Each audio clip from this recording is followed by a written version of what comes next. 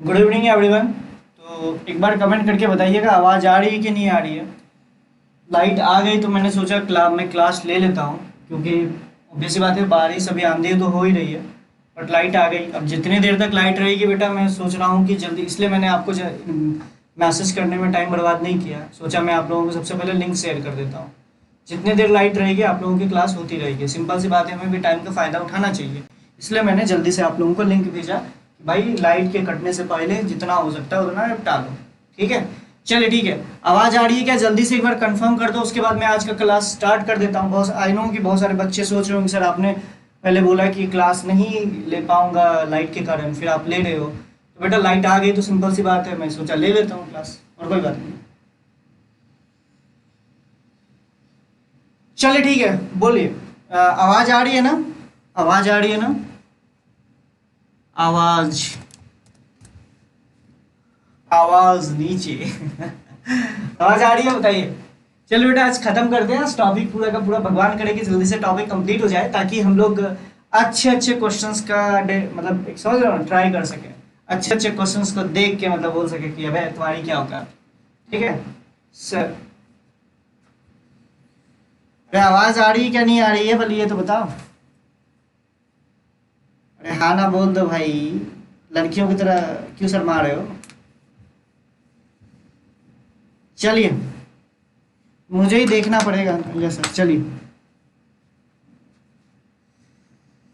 चलो ठीक है, पिछले लेक्चर में मैंने पावर मैक्सिमाइजेशन के बारे में पढ़ा था। उसके अलावा मैंने आप लोगों को बताया था कौन सा बल्ब ज़्यादा ब्राइटर दिख रहा है, कौन सा बल्ब कम ब्राइटर दिख रहा है। इसका तरीका बस एक ही तरीका है, कौन सा मैक्सिमम, जिस बल्ब का पावर ज़्यादा होगा, मतलब ज़्यादा पावर कंज्यूम कर रहा होगा, वो बल्ब ज़्यादा ब्राइटर दिख रहा होगा।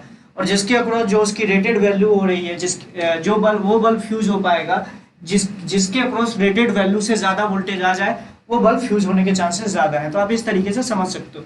इससे रिलेटेड मैं ज़्यादा क्वेश्चन इसलिए नहीं कराऊंगा, सिंपल सी बात है, मीन्स लेवल की चीज़ें आती है, उसमें हम लोग नहीं करते। जैसे power maximisation was a good question, मतलब एक अच्छा कॉन्सेप्ट था, उससे रिलेटेड मैं बहुत अच्छा क्वेश्चन भी करवाऊंगा आप लोगों को, उसकी टेंशन मत लीजिए। ठीक है, अच्छा अब हम लोग बात करते हैं, ठीक है, अब हम लोग बात करते हैं किस चीज़ की, हाँ, इंस्ट्रूमेंटेशन स्टार्ट करेंगे। उससे पहले हम लोग बात करते हैं कि आर इक्विवेलेंट कैसे निकालते हैं, उसके कुछ कुछ मेथड्स है। जैसे पहला मेथड होता है mirror image symmetry. Mirror image symmetry क्या कहता है, जैसे एग्जांपल के लिए बोलता है, देखो आर इक्विवेलेंट निकालने के बहुत सारे मेथड है, मैं बहुत शॉर्ट में बता रहा हूँ। ये दो तीन मेथड जो है वो आप लोगों को दिमाग में रखना है। जैसे मान लो सपोज करो कि ये रजिस्टर एक सर्किट दे रखा है, हम लोग आर इक्विवेलेंट निकालने के मेथड्स देख रहे हैं। तो पहला है मिरर इमेज सिमेट्री। तो जैसे मान लो कि ये ऐसे करके एक सर्किट आपको दे रखा है, बहुत ही बेसिक सर्किट आपको बनाया। अब मान लो this is A point, this is B point, आपको बोल दिया जाए कि सभी रेजिस्टेंस आर है, तो आप ये बताइए कि R equivalent between A and B बताइए। ये आपसे पूछा गया, बहुत सिंपल सा क्वेश्चन, आपसे ये चीज पूछा गया कि ए और बी के अक्रॉस आपको आर इक्विवेलेंट बताना है अगर सभी रेजिस्टेंस की वैल्यू आर है। तो मिरर इमेज सिमेट्री को समझने से पहले मैं आपको बस इतना ही बोलूंगा, मिरर इमेज सिमेट्री ये कहता है कि जिस पॉइंट के अबाउट, जिस ए बी पॉइंट के अबाउट आप आर इक्विवेलेंट निकालना चाहते हो, उसका एक परपेंडिकुलर बाइसेक्टर ड्रॉ कीजिए। मतलब अगर मैं इसके परपेंडिकुलर बाइसेक्टर एक ड्रॉ करूंगा तो ये आएगा, अगर तुम ध्यान से देखो तो ये आएगा। अगर इस परपेंडिकुलर बाइसेक्टर के अबाउट सर्किट का मिरर इमेज आपको दिख रहा हो, मतलब इस तरफ जैसा है इस तरफ भी वैसा ही है, तो आप ये मान के चलिए इस परपेंडिकुलर बाइसेक्टर पे जितने भी नोड लाई करेंगे, उन सभी नोड का या उन सभी पॉइंट का पोटेंशियल सेम होगा। अगर तुम इसको ध्यान से देखो तो इसको आप 20 से फाड़ सकते हो। जैसे समझो ना, इंसान को अगर फाड़ना हो तो जैसे 20 से यहाँ से फाड़ने दोगे तो वो दो भाग में बढ़ जाएगा। तो वही चीज है कि अगर जिस ए बी पॉइंट के अबाउट आपको ये निकालना है, ये समझो कि अगर आपको ए आर इक्विवेलेंट निकालना है, समझ रहे हो मेरी बात को, आर इक्विवेलेंट निकालना है, तो उसके परपेंडिकुलर बाइसेक्टर के अबाउट अगर आपको मिरर इमेज दिख रहा है, मिरर इमेज समझते हो ना, बहुत किए हो, ये क्या बोलते हो, ज्योमेट्रिकल ऑप्टिक्स में बहुत क्यों मिरर इमेज सिमेट्री, ये सिमेट्री वो सिमेट्री, ऐसे से घुमा घुमा बहुत क्यों ना, वही चीज बोल रहा हूँ। इधर जैसा है उधर भी वैसा ही है, इसका मतलब मिरर इमेज है। मिरर इमेज सिमेट्री है ठीक है। अगर मिरर इमेज सिमेट्री है तो सिंपल सी बात है, इस मिरर इमेज पे ये जो परपेंडिकुलर बाइसेक्टर है, इस पॉइंट पे लाई करने वाले सभी पॉइंट का पोटेंशियल सेम होगा। इसका मतलब है, अगर इसको थोड़ा सा सोचो, इस पॉइंट का पोटेंशियल अगर तुम सोचो, इस पॉइंट का पोटेंशियल और इस पॉइंट का पोटेंशियल सेम हो गया, मतलब आप इसको लात मार के, ये वाला जो रेजिस्टेंस है ना, इसे करके इसको लात मार के निकाल सकते हो। अगर इसको लात मार के निकाल सकते हो तो ये सर्किट जो है आपका रिड्यूस होके कैसा हो जाएगा, अगर तुम ध्यान से देखो तो ये सर्किट रिड्यूस होके आपको ऐसा दिखेगा।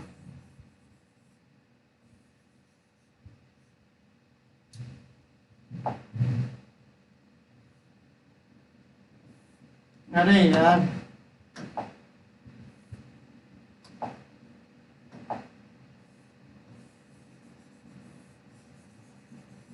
ये हो जाएगा, this is A, this is B.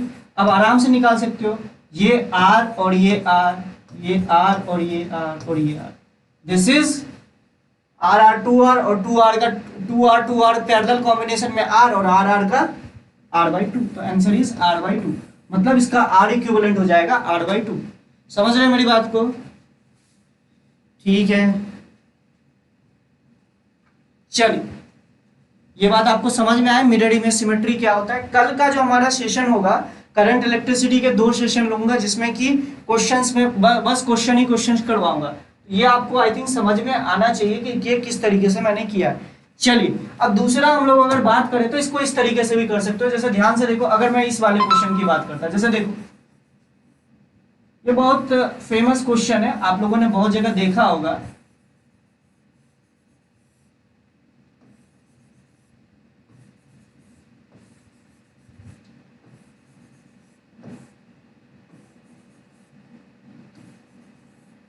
ये आपको सर्किट दे रखा है और सभी रेजिस्टेंस की वैल्यू आर दे रखी है, और आपको बोला जाए this is A, this is B, इस ए बी पॉइंट के अबाउट आप आर इक्विवेलेंट निकालिए। तो कैसे निकालिएगा, थोड़ा सा सोचो। जो मैंने तरीका बताया, क्या उस तरीके से समझ रहे हो मेरी बात को? सर ब्लैक बोर्ड अवेलेबल होगा, कैसे करते हो भाई? तुम्हें नहीं दिख रहा है क्या? इतने आराम से ब्लैक एंड व्हाइट तो बहुत अच्छे दिखता है, और तुम ऐसे करते हो, लगते हो कहा बात भैया तुमको तो हमेशा ब्लैक ही पसंद है, कहा तुम ऐसे करते हो?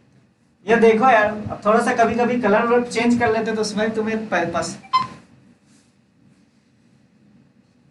हाँ बेटा, 3D के लिए भी ऑब्वियस सी बात है, 3D को आपको 2D में कन्वर्ट करना पड़ेगा। 3D के लिए भी कर सकते हो, लेकिन मेरा ये क्वेश्चन है कि 3D के लिए भी कर सकते हो, आराम से कर सकते हो, 3D के लिए भी ये पॉसिबल है। तो मैक्सिमम क्वेश्चंस में तो मैं आपको यही बोलूंगा 3D को, जैसे कि क्यूब का क्वेश्चन आता है, जैसे अभी मैं बताऊंगा तो आपको समझ में आएगा कि क्यूब के क्वेश्चंस को। अब जैसे दूसरा, जैसे मिरर इमेज सिमेट्री में आपको बता रहा हूं, दूसरा तरीका बताऊंगा फोल्डिंग टेक्निक। मैक्सिमम लोगों को पता होगा कि फोल्डिंग टेक्निक क्या होता है, तो 2-3 तरीके मैं आपको बता देता हूं, उसके बाद तुम भी खुश हम भी खुश।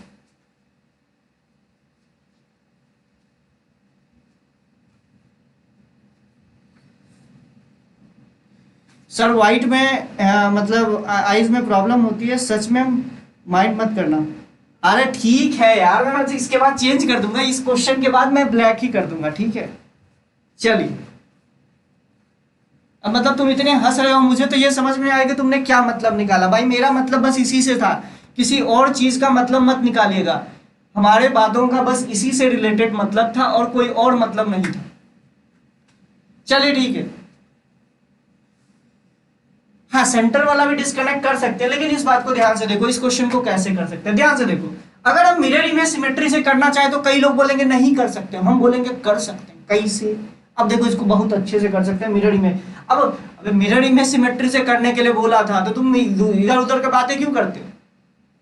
ठीक है, चलिए, क्या बोल रहे हो कि sir current 4 is not uploaded in app. ठीक है बेटा, कर देंगे आज। How are you sir? Fine, good. जिंदा है तो उसका मतलब अच्छे होंगे ना, ये बात समझ के रखो। सर जब तक जिंदा है क्लास लेते रहेंगे, जिस दिन क्लास नहीं ले पाए समझना टपक गए, मतलब वो बीमार हो गए। चलो ठीक है, अब क्या करते हैं, थोड़ा सा स्टाइल मार के थोड़ा सा इसको लिखते हैं। देखो, इसको स्टाइल मार के लिखे, this is r/2, this is r/2, और इसको भी स्टाइल मार के देखो, बहुत ही अच्छा से लिखे, this is r/2, this is r/2। समझ रहे हो ना? ये आर लिखा हुआ था, हम स्टाइल मार के इसको आधा कर दिए। चलिए अब हम क्या करते हैं, मिरर इमेज देखते हैं। हम देखें कि ये ए बी के अबाउट एक परपेंडिकुलर की है, तो ये आपका हुआ परपेंडिकुलर। तो देखिए इस परपेंडिकुलर के इस तरफ जैसा दिख रहा है, इस तरफ भी वैसा ही दिख रहा है। अरे ये दिख नहीं रहा होगा तो मैं इसको थोड़ा सा ब्लैक से ही कर देता हूं। दिस इज r/2 और दिस इज ऑल्सो r/2। इस r को मैंने दो भागों में डिवाइड कर दिया, समझ रहे हो ना, r/2 ये r/2। अब इस तरफ जैसा दिख रहा है इस तरफ वैसा ही दिख रहा है, समझ रहे हो मेरी बात को। अच्छा अब एक बात बताओ कि इस पॉइंट का, अच्छा मिरर इमेज सिमेट्री क्या बोलता है, अगर आपका परपेंडिकुलर बाइसेक्टर के अबाउट आपको मिरर इमेज मिल जाए, इस तरफ जैसा दिख रहा है इस तरफ ऐसा दिख रहा है, तो इस परपेंडिकुलर बाइसेक्टर पे जितने भी पॉइंट लाई करेंगे वो सभी उस सभी पॉइंट का पोटेंशियल सेम होगा, वो सभी इक्वी पोटेंशियल पे होंगे। मतलब ये रेड वाली जो लाइन दिख रहा है, इस रेड वाली लाइन पे जितने भी सर्किट का पॉइंट लाई करेगा वो सभी इक्वी पोटेंशियल होगा, समझ रहे हो मेरी बात को। तो इसका मतलब है कि ये वाला पॉइंट, मतलब ये वाला पॉइंट जो आपको दिख रहा है, इसको हम ब्लैक कैसे करते हैं, चलो ये वाला पॉइंट और ये वाला पॉइंट और इस वाले पॉइंट का पोटेंशियल सेम हो जाएगा। तो इसको ध्यान से देखिएगा, मैं उस पेज में बनाता हूं कि इन तीनों पॉइंट का अगर पोटेंशियल सेम है तो क्या हम इन तीनों पॉइंट को कंबाइन कर सकते हैं, ऑब्वियस ही बात है कंबाइन कर सकते हैं। देखो इसका एक टर्मिनल तो यहां से कनेक्टेड है और ये दूसरा टर्मिनल ये वाला है, इसी तरीके से इसका एक टर्मिनल इससे कनेक्टेड है और यहाँ पे है, तो इसका मतलब है कि इसको हम लोग पैरेलल कॉम्बिनेशन में ला सकते हैं। तो देखो इसको हम कैसे करेंगे, तो देखो लो तुम्हारी पसंद से हम ब्लैक कर दिए, चलो ठीक है। अब हम इसको क्या करते हैं, ध्यान से देखना, इसको थोड़ा सा हम लोग अच्छे से बनाते हैं।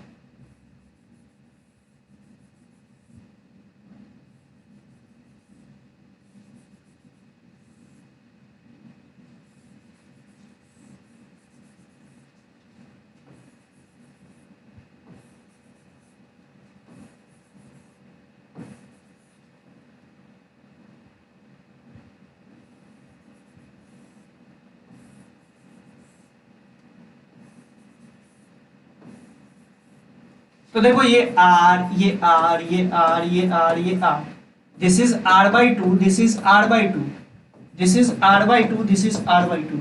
तो ये आप देखिए, इसको भी आप सॉल्व करोगे तो वही आएगा, समझ रहे हो मेरी बात को।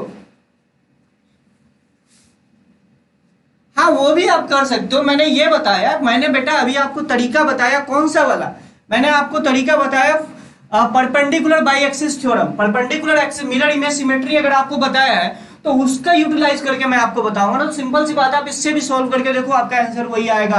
तो इससे भी आप कर सकते हो। तो देखो इसको कर लो, अगर तुम ध्यान से देखो इसको सॉल्व करो तो ये इसके साथ सीरीज में है, सिंपल सी बात, इसका r/2 कर दो तो मतलब इसका कितना करोगे, ध्यान से देखना, ये निकालोगे तो ये भी वही होगा, ये भी वही होगा, ये भी वही होगा। तो ध्यान से देखो इसको कितना लिखोगे, ध्यान से सोच के बताना। इसका ये जो आएगा इसका बाई 2 कर देना, समझ रहे हो, इसका बाई 2 कर देना,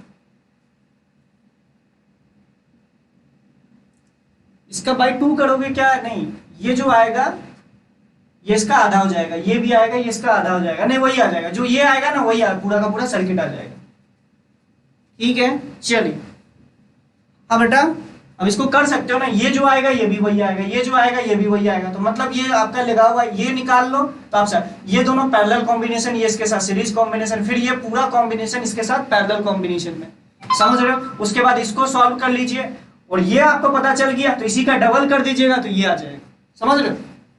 ये पूरा सिस्टम इधर वाला निकाल लेना, मैं क्या बोल रहा हूं, इधर वाला निकाल लेना, ये जो इधर वाला जो सिस्टम है ना इसको ये वाला निकाल लेना, ये अगर निकल जाएगा तो इसका डबल कर दीजिएगा तो आ जाएगा आपका आंसर। हाँ इसका डबल कर देंगे। सर एक बात बता दो, अगर एक चार्ज रेस्ट में है और दूसरा मोशन में है तो क्या कूलम्ब फोर्स लगता है या नहीं बेटा कूलम्ब फोर्स तो लगता है, समझिएगा, लेकिन वहां पे मैग्नेटिक फोर्स का भी कंपोनेंट आ जाएगा। तो ये जो क्वेश्चन आप पूछ रहे हो ना, ये ऑलरेडी मैं आपको मैग्नेटिक इफेक्ट ऑफ करंट पे पढ़ाऊंगा कि अगर कोई चार्ज पार्टिकल मोशन में आ गया, दूसरा चार्ज पार्टिकल रेस्ट पे है, तो रेस्ट चार्ज पे कोई भी मैग्नेटिक, अगर कोई चार्ज पार्टिकल मोशन में आ गया तो उसके मोशन में आने के कारण मैग्नेटिक फील्ड प्रोड्यूस हो जाएगा। उस मैग्नेटिक फील्ड के प्रोड्यूस होने के कारण जो पार्टिकल चार्ज पे उस पर कोई फोर्स नहीं लगेगा। क्यों नहीं लगेगा, क्योंकि जो मैग्नेटिक फोर्स है वो रेस्ट चार्ज पे फोर्स होने लगाता है। नेक्स्ट टाइप, चलिए ठीक है, अब हम लोग बात करते हैं फोल्डिंग टेक्निक। फोल्डिंग टेक्निक क्या कहता है, जैसे एग्जांपल के लिए हम लोग देखते हैं, एग्जांपल के लिए ये क्वेश्चन आप डायरेक्टली ऐसे भी सॉल्व कर सकते थे सीरीज पैरेलल से, लेकिन मैं इसको फोल्डिंग टेक्निक से बता रहा हूं, ध्यान से सुनना।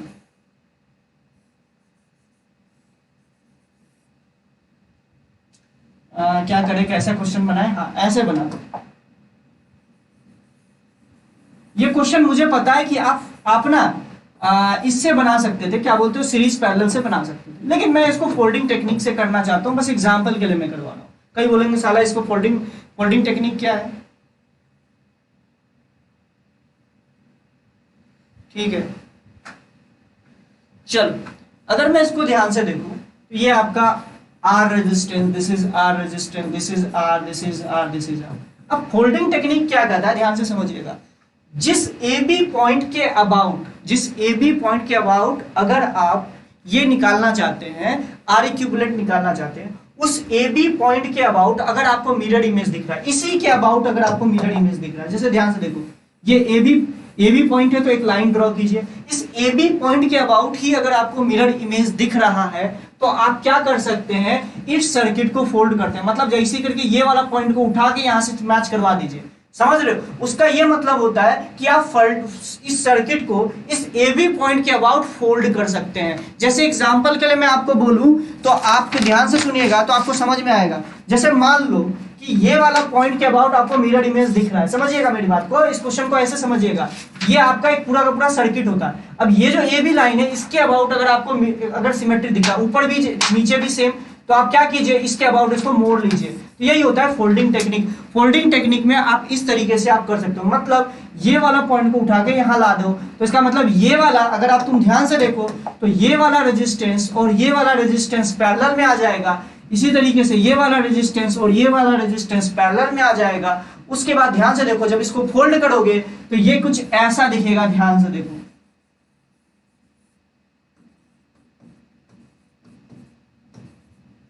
अब इसका सॉल्व कर लीजिए, यही आंसर आ जाएगा। समझ रहे हो हमारी बात को। चलिए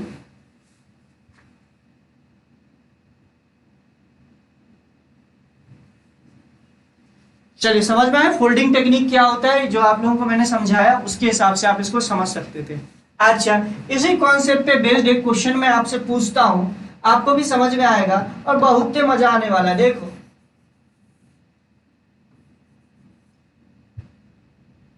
एक minute,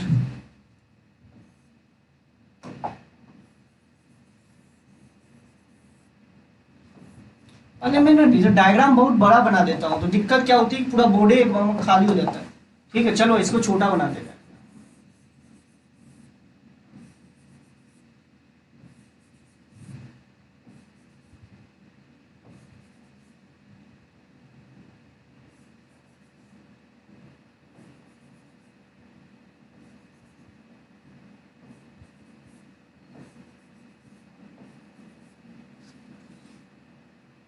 this is A point, this is B point और सभी रेजिस्टेंस आर है, तो आपको बताना है ए बी पॉइंट के अबाउट आपका आर इक्विवेलेंट क्या आएगा। मतलब ये 2D डायग्राम आपको मैंने बना के दे दिया, ठीक है। थोड़ा सा उल्टा टेढ़ा हो जाए तो उसके लिए टेंशन मत लेने का कि साला कैसा बनाया है, ठीक है। सभी रेजिस्टेंस आर है, तो आप ये बताइए, मतलब ये, मतलब मैं ट्राई करता हूँ, एक बार ट्राई करता हूँ, एक मिनट रुको।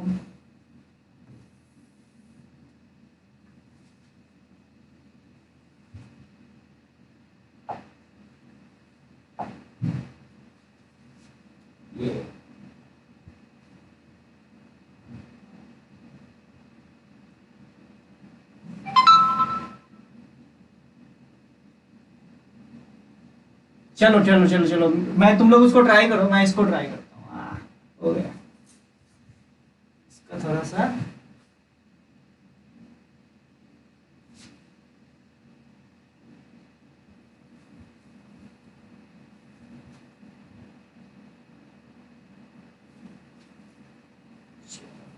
नहीं, ये नहीं होगा, देखते हैं, इसको स्क्वायर बनाते हैं।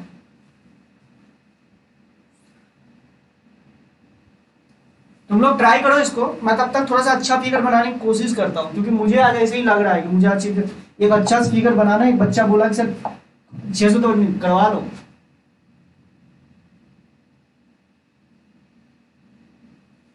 आप ठीक है।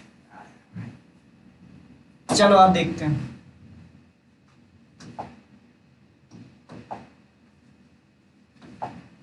तुम लोग करो इस क्वेश्चन को, हम देखते हैं अगर होता ठीक है, नहीं होता तो कोई बात नहीं।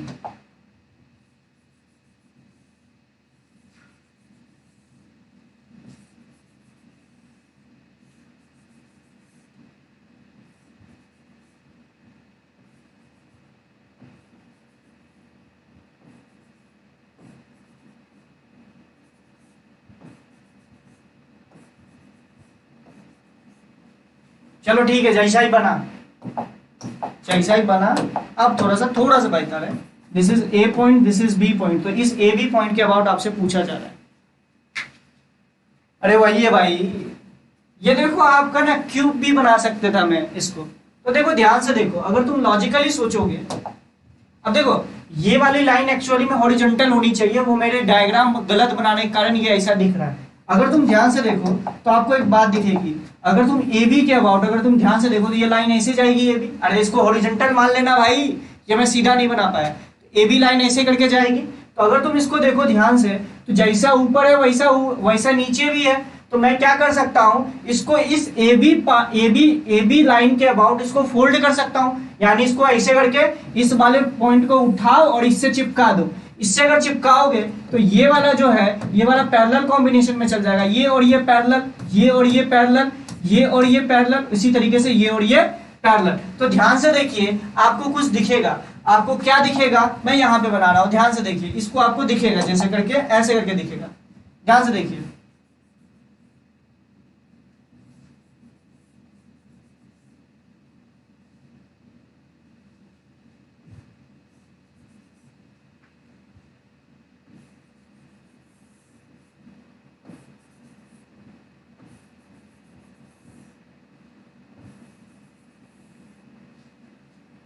तो देखो दिस इज, अगर तुम इसको ध्यान से देखो तो ये आर ही रहेगा और ये r/2 हो जाएगा और ये आपका हो जाएगा ये वाला और ये वाला पैरेलल में आ जाएगा। तो this is r/2, this is r/2, this is r, this is r/2 and this is also r/2। अब ये पॉइंट रहा ए और ये पॉइंट रहा बी। क्या इस ए बी पॉइंट के अबाउट आप बता सकते हो कि क्या होगा? अगर तुम ध्यान से देखो, यहाँ पे आपका कोई भी टेक्निक नहीं लग रहा होगा, तो अगर तुम ध्यान से देखो ये यही दिख रहा होगा। अबे देखो ना, ये वाला और ये वाला पैरेलल कॉम्बिनेशन में, तो ये r/2 हो जाएगा ना। अब ये वाला और ये वाला पैरेलल कॉम्बिनेशन में, तो दिस इज r/2। अब ये वाला और ये वाला पैरेलल कॉम्बिनेशन में, तो दिस इज r/2। ये वाला और ये वाला पैरेलल कॉम्बिनेशन में आ जाएगा, तो दिस इज r/2। अब देखो, अब ध्यान से देखो तो ये भी हो गया, ये r आ जाएगा और ये r आ जाएगा। तो अब देखो ध्यान से देखो, ये तीनों सीरीज में, उसके साथ पैरेलल में, फिर जाके ये तीनों सीरीज में, ये इसके साथ पैरेलल में, तो आप R इक्विवेलेंट आराम से निकाल सकते हो। समझ रहे हो मेरी बात को? अब इसमें कुछ बचा ही नहीं, ये तीनों सीरीज में, इसके साथ पैरेलल, फिर ये तीनों सीरीज में, फिर ये इसके साथ पैरेलल में, आराम से निकाल सकते हो। अब ये बताओ आपसे बना या ना बना, ये क्वेश्चन आपसे बना या नहीं बना? अभी आपको समझ में नहीं आएगी, folding technique is also important. बहुत जगह आपको फोल्डिंग टेक्निक आपको इंपॉर्टेंट दिखेगा। और वैसी बात है, मेरी थोड़ा सा डायग्राम बनाने की क्षमता थोड़ा खराब है, तो थोड़ा सा आपको समझना पड़ेगा, विजुलाइज करना पड़ेगा। चलिए ठीक है, ये आपको समझ में आया कि नहीं आया, पहले ये बताइए, ये आपको समझ में आया कि नहीं आया फोल्डिंग टेक्निक। दूसरा होता है input output symmetry. Input output symmetry ये कहता है, इनपुट आउटपुट सिमेट्री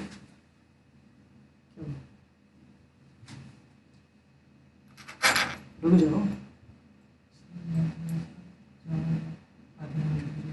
फिर मैं चाबी कैसे लूंगा, एक घंटे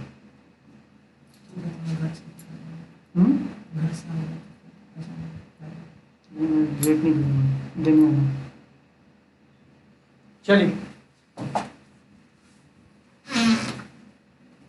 ओके। अब अगर हम लोग बात करते हैं input output symmetry. Input output symmetry ये कहता है कि समझना, इनपुट जो कि जिसके बारे में बोल रहे थे कि अगर आप किसी बैटरी को, आप समझना मेरी बात को, अगर सपोज करो किसी के क्रॉस आप किसी का आप R इक्विवेलेंट नहीं निकाल सकते, जैसे बैलेंस ब्रिज स्टोन ब्रिज के बारे में भी आप लोग जानते होंगे, तो पहले बैलेंस ब्रिज स्टोन ब्रिज के बारे में बात करते हैं।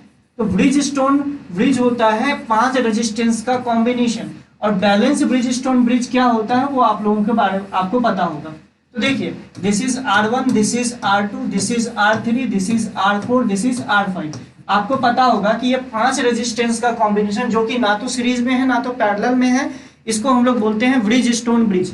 अब ब्रिज स्टोन ब्रिज की एक स्पेशल कंडीशन होती है जिसमें आप बोल सकते हो R1/R2 is equals to R4/R5 हो जाए तो आपका जो ये बीच वाला रेजिस्टेंस है इसके थ्रू जो करंट की वैल्यू है 0 हो जाएगी।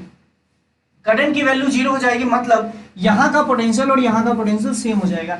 इसी प्रिंसिपल पे बेस्ड आपके बहुत सारे इंस्ट्रूमेंट होते हैं, जैसे मीटर ब्रिज होता है। उसके अलावा अगर आप ध्यान से देखो तो आपका पोटेंशियोमीटर होता है, तो बहुत मतलब मीटर ब्रिज होता है। इसी तरीके से पोस्ट ऑफिस बॉक्स होता है। बहुत सारे इंस्ट्रूमेंट आपके इसी आपके प्रिंसिपल पे बेस्ड होता है। मतलब this upon this should be equals to this upon this.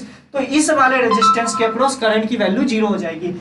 या आप ऐसे भी बोल सकते हो this resistance into this resistance should be equals to this resistance into this resistance. या आप इसको ऐसे भी लिख सकते हो, ध्यान से देखो ना, R1 R5 should be equals to R2 R4। तो अगर ये वाली कंडीशन भी होल्ड करेगी इसका मतलब है इस बीच वाले रेजिस्टेंस से करंट की वैल्यू 0 हो जाएगी। करंट की वैल्यू 0 का मतलब है यहाँ का पोटेंशियल और यहाँ का पोटेंशियल सेम हो जाएगा। इसको हम लोग बोलते हैं balance bridge stone bridge. Bridge stone bridge का मतलब होता है एक 5 रेजिस्टेंस का एक ऐसा गुच्छा जो तो ना सीरीज में हो ना पैरेलल में हो। अच्छा, ये कैसे आया होगा, ये थोड़ा सा लॉजिकली सोचिएगा। यहाँ करंट की वैल्यू I1 मान लीजिएगा, यहाँ करंट की वैल्यू I2 मान लीजिएगा और इसमें करंट की वैल्यू I3 0 मान लीजिएगा। अब I1 इज सिंपल सी बात है, अगर तुम ध्यान से देखो इसके अक्रॉस पोटेंशियल डिफरेंस और अगर इसके अक्रॉस पोटेंशियल डिफरेंस और इसके अक्रॉस पोटेंशियल डिफरेंस सेम करा दिए और इसके अक्रॉस पोटेंशियल डिफरेंस इसके अक्रॉस पोटेंशियल डिफरेंस सेम करा दीजिए, उससे भी आपका रिजल्ट हो जाएगा। या आप नोडल एनालिसिस के थ्रू निकालना चाहें तो निकाल सकते हो। सर ऐसा भी क्वेश्चंस आ सकता है क्या जिसमें कि कोई भी सिमेट्रिक ट्रिक ना लगे, तो इसमें कैसे सॉल्व करेंगे बताएंगे, अभी टेंशन मत लो। ये तो मुझे पता चला कि बैलेंस ब्रिज स्टोन ब्रिज में क्या होगा कि R3 को आप हटा दीजिए। आप जैसे मान लो अगर ये वाला क्वेश्चन दिया था जैसे एग्जांपल के लिए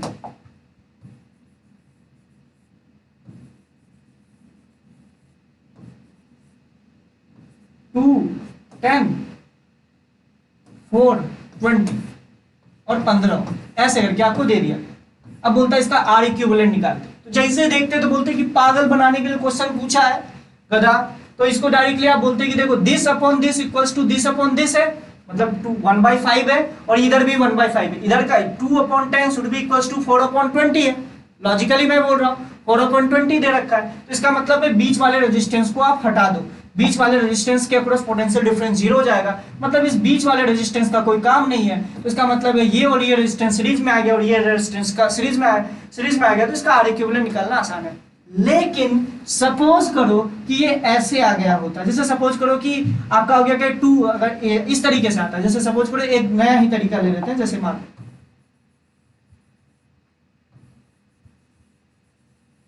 this is 1 ohm, this is 3 ohm, this is 5 ohm, this is 7 ohm, this is 2 ohm।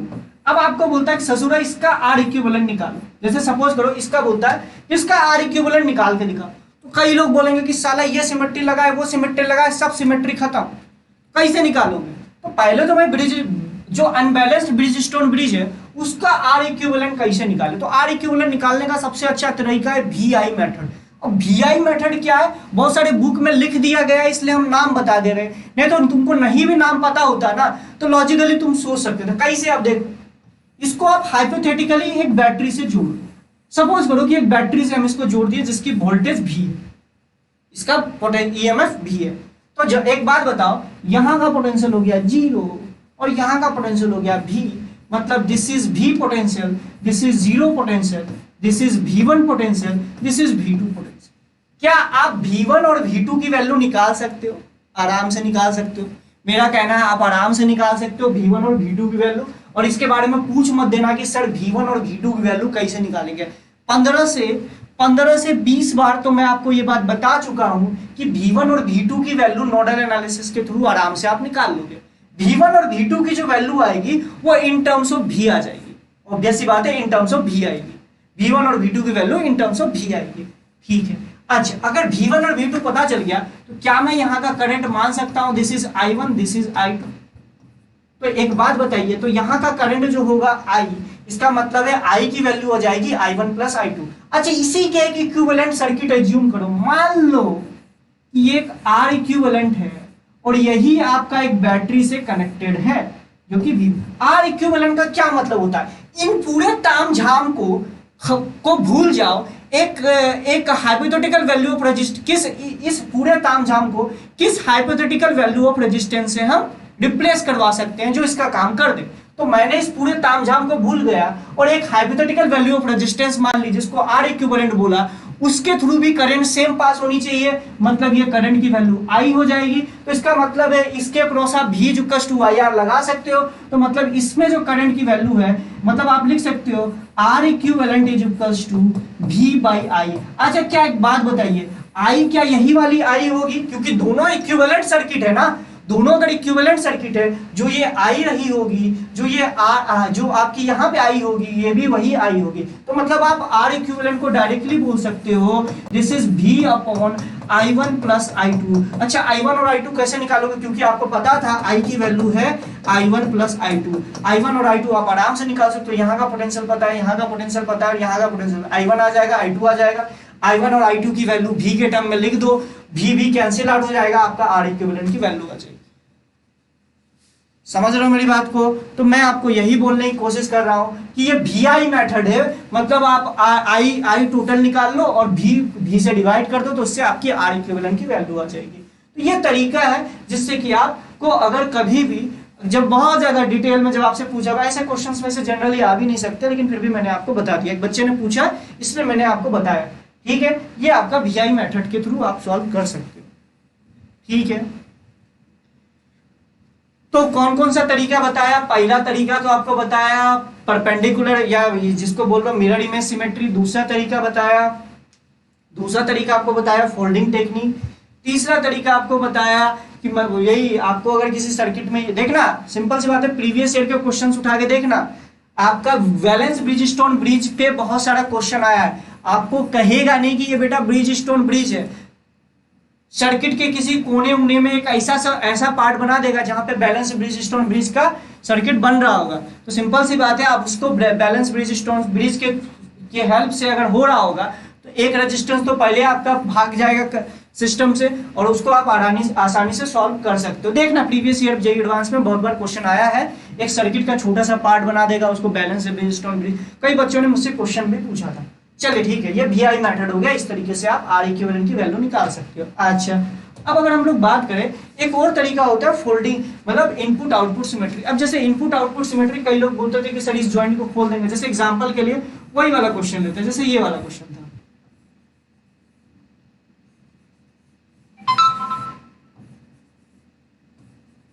अब जैसे मान लो, अब ये इनपुट आउटपुट सिमेट्री ये क्या करता है, जैसे ये कहता है कि ये सेट ऑफ रेजिस्टेंस है, मान लो this is A point, this is B point. अब क्या करो, इस AB पॉइंट को एक बैटरी से कनेक्ट कराओ, जैसे मैंने ऐसे करके बैटरी से कनेक्ट कराया। अब ये बोलता है, पहले तो बैटरी को आपने ऐसे कनेक्ट कराया, फिर इस बैटरी को पलट दो। अब इस बैटरी की पोलैरिटी को पलट दो, मतलब अब बैटरी ऐसे लगा दो।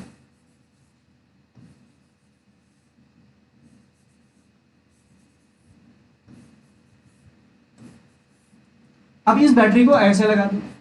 अगर इस ऑब्वियस बात है, इससे करंट निकलेगी, इससे अगर मान लो ऐसे करंट निकलेगी, और इधर से कैसे करंट निकलेगी, इधर से करंट निकलेगी। अगर ये current same set of resistance को इन करते समय और आउट करते समय, इसी तरीके से इधर से भी इन करते समय, इधर से भी आउट करते समय आपको सेम सेट ऑफ रेजिस्टेंस इसको मिल रहा है, तो एंट्री और एग्जिट में सेम रेजिस्टेंस में सेम करंट होगा। ये आपको बोलने की कोशिश की जा रही है।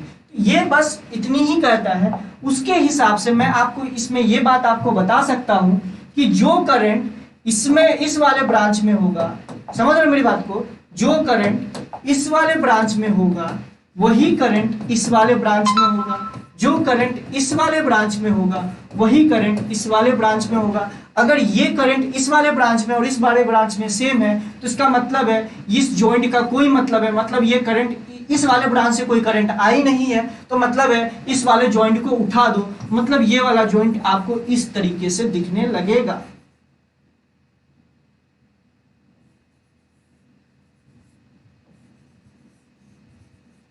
समझ रहे हो? तो आपको इस तरीके से दिखने लगा। यही एक नीचे भी बना दो तो यही आपका दिख जाए। समझ रहे हो मेरी बात को? इस तरीके से मैं बोलने की। अगर सेम सेट ऑफ रेजिस्टेंस मिल रही है तो इनपुट और आउटपुट में अगर सेम टाइप ऑफ रेजिस्टेंस है तो उसमें करंट की वैल्यू सेम होगी। जैसे इसका एक दूसरा एग्जांपल देखते हैं, जैसे कि मान लो एक क्वेश्चन ऐसा दे रखा है, जैसे मान लो कोई बोलेगा ये कैसे होगा, पहले देख लो बेटा, this is 1 ohm, this is 3 ohm, this is 3 ohm, this is 1 ohm, this is 5 volt, sorry this is 5 ohm, और इसको हमने 10 वोल्ट की बैटरी से कनेक्ट करा दिया। आपको मान लो ये 10 वोल्ट की बैटरी से कनेक्ट करा दिया। अब आपको बोला जाए ससुरा 5 ओम जो रेजिस्टेंस है उसके थ्रू करंट की वैल्यू बताइए, तो कई लोग बोलेंगे कि साला पहले यहाँ का V1 निकालो, V2 निकालो, आराम से कर सकते, कोई दिक्कत। अब ये कहता है, ध्यान से सुनिएगा, इनपुट आउटपुट सिमेट्री ये कहता है कि अगर तुम बैटरी की पोलैरिटी उल्टी कर दो, उसको सेम सेट ऑफ रेजिस्टेंस मिल रहा है, भले ही इसको हमने उल्टा लगा दिया है लेकिन सेम सेट ऑफ रेजिस्टेंस ही तो मिल रहा है, तो वो कहता है एंट्री और एग्जिट में जो सेम सेट ऑफ रेजिस्टेंस होगा उसमें आपका करंट सेम होगा। तो इसका मतलब क्या है, अगर आप यहाँ पे करंट, सुनना मेरी बात को, अगर आप इसमें करंट I1 मान रहे हो तो इसका मतलब है इस वाले में भी करंट I1 हो जाएगा, क्योंकि सेम सेट ऑफ करंट में एंट्री और एग्जिट के टाइम आपका करंट सेम होगा। तो दिस इज I1 और दिस इज अगर I2 तो इसका मतलब है दिस इज I2।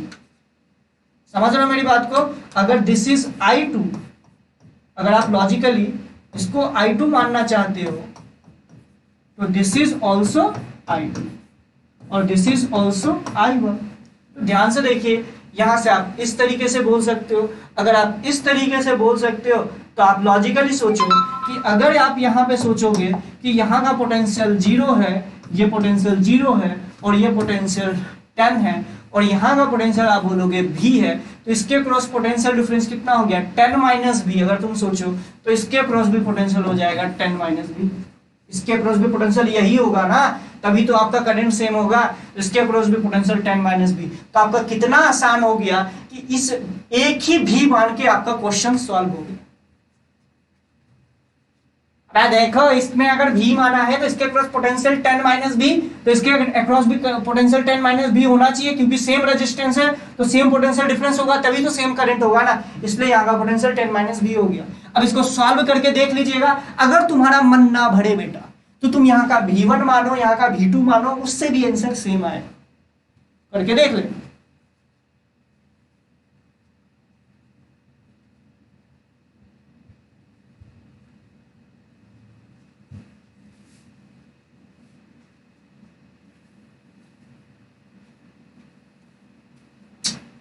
एक बार कमेंट करके बताओ, अब थोड़ा सा समझ में आया कि इनपुट आउटपुट सिमेट्री ऐसी ससुरा, मतलब ऐसे ही, मतलब भोगाई मारने के लिए नहीं करते, क्वेश्चन बहुत हद तक सॉल्व भी कर देता है, इजी बना देता है। देखो ये क्वेश्चन इजी बना दिया, ठीक है,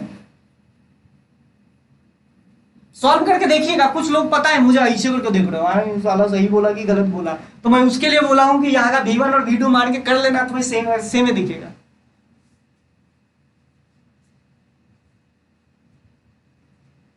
चलिए अच्छी बात है।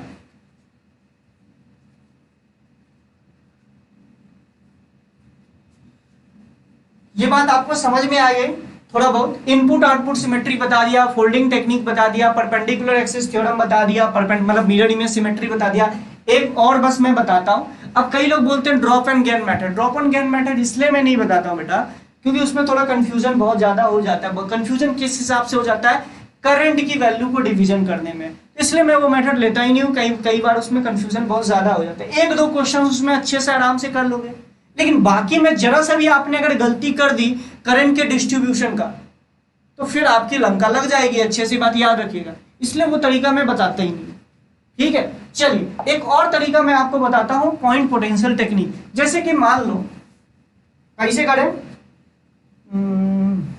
हाँ ये क्वेश्चन अभी करंटली देखो होता क्या है कि जैसे जैसे टाइम टू टाइम मैं बच्चों को पढ़ाते जा रहा हूँ, कई ना ड्रॉपर वाले बच्चे होंगे ना, वो बोलेंगे कि साला ये बात हमें नहीं बताया था। मैं ये बात मानता हूँ, क्योंकि होता क्या है कि कई बार मैं कोई चैप्टर पढ़ाता हूँ तो कोई नई नई चीजें मिलती है तो नई चीजें ऐड करते जाता हूँ। जो अभी 12th क्लास में उनको बहुत नई चीजें बताया, और ड्रॉपर वाले को जब करंट इलेक्ट्रिसिटी पढ़ाया तो बहुत सारी चीजें मेरे दिमाग में उस समय था कि एक दिन में चैप्टर कंप्लीट करना, कर दिया। तो वही चीज। अब देखो जैसे ये पॉइंट पोटेंशियल टेक्निक का एक बहुत अच्छा क्वेश्चन मुझे मिला था।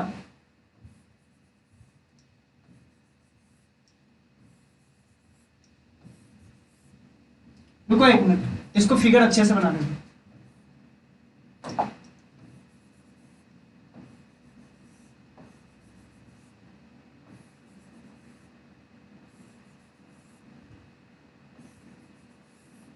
सभी ये A point, this is B point, सभी रेजिस्टेंस आर है।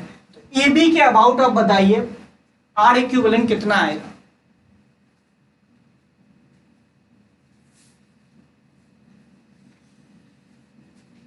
सर मेंस की क्लास रेगुलरली कब होगी, सॉरी टू आस्क बट बता दीजिए। बेटा मेंस की क्लास तो रेगुलरली हो ही रही है, आपके देवराज सर ले रहे हैं, उसके अलावा मैथ का क्लास हो रहा है। आई थिंक आज बस फिजिक्स की क्लास नहीं हो पाई, थोड़ा सा डिस्टर्ब हो गई, कोई बात नहीं। आपकी 3 क्लास मेंस में हर दिन होनी थी, हो जाएगी, उसकी टेंशन मत लीजिए। एडवांस में तो सारी चीजें चंगा चल रहा है। ए बी के अबाउट बताइए। अभी जैसे मैं बताता हूँ तुमको, एग्जाम्पल के लिए बताता हूँ। ये डीपीपी मैंने नई बनाई थी, 12th वालों के लिए डिजाइन किया था। मतलब ये समझो ये डीपीपी बहुत मतलब शानदार डीपीपी, ये तुम लोगों को भी नहीं भेजा हूँ, इसलिए नहीं भेजा हूँ क्योंकि इसमें वैरायटी ऑफ क्वेश्चंस बहुत ज्यादा हैं, और वैरायटी ऑफ क्वेश्चंस क्या मतलब नंबर ऑफ क्वेश्चंस भी बहुत ज्यादा हैं। तो मुझे इतना तो पता है, ये मतलब जो तुम्हें जो डीपीपी मिली है ना, वो मतलब जो मैंने पिछले साल क्रैश कोर्स के लिए डिजाइन की थी वही वाला मैंने तुम लोगों को दिया। अब जो नया डीपीपी है इसमें क्वेश्चंस भी बहुत ज्यादा है। तो ये पूरा का पूरा डीपीपी मैं 12th वालों के साथ डिस्कस करवाया, मतलब ऐसा नहीं कि बोल दिया 1 से लेकर 10 तक में किसी को डाउट, एक एक क्वेश्चन डिस्कस करवाया। तो जो 12th वाले बच्चे हैं उनको भी पता होगा कि सर ने एक एक क्वेश्चन इसमें डिस्कस कराया और कितने अच्छे अच्छे लेवल के क्वेश्चन है। तो इसी डीपीपी में से 1-2 क्वेश्चंस मैं आप लोगों के लिए ऐसे उठाऊंगा कि जो रियलिटी में बहुत अच्छे कॉन्सेप्ट के हैं और जो कि आप लोगों को समझ में आना चाहिए। मतलब आप लोगों के लिए कुल मिला के वो क्वेश्चंस आपके उस वाले पार्ट में जो क्वेश्चंस डिस्कशन करवाता हूं उसमें मैं करवा दूंगा। तो उसके लिए कोई आप लोगों के लिए ये नहीं रहना चाहिए कि सर आपने ये वाले डीपीपी, क्योंकि इसमें नंबर ऑफ क्वेश्चंस बहुत ज्यादा हैं, आप कर भी नहीं पाओगे, आपके पास उतना टाइम नहीं है, इसलिए मैंने वही वाले डीपीपी दी जिसमें कि सिलेक्टिव क्वेश्चंस डाले थे।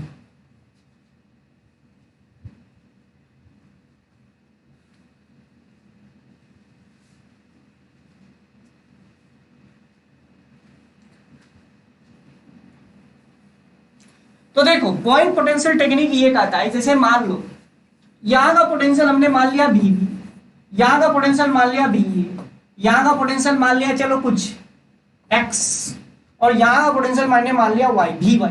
ध्यान से देखो VA, VB, X और Y।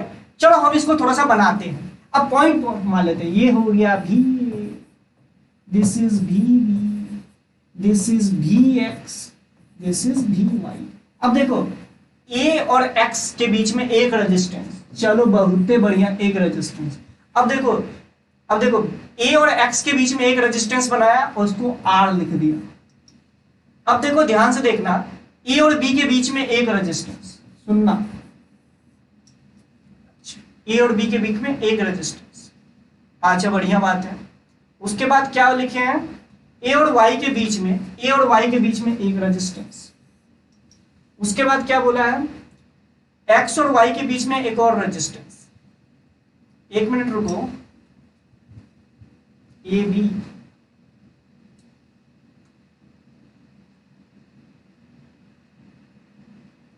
अच्छा रुको एक मिनट, चलो ठीक है। X और Y, A और B के बीच में एक रेजिस्टेंस है, तो चलो एक A और B के बीच में एक रेजिस्टेंस है, इसको ऐसे बनाते हैं, ध्यान से सुनना।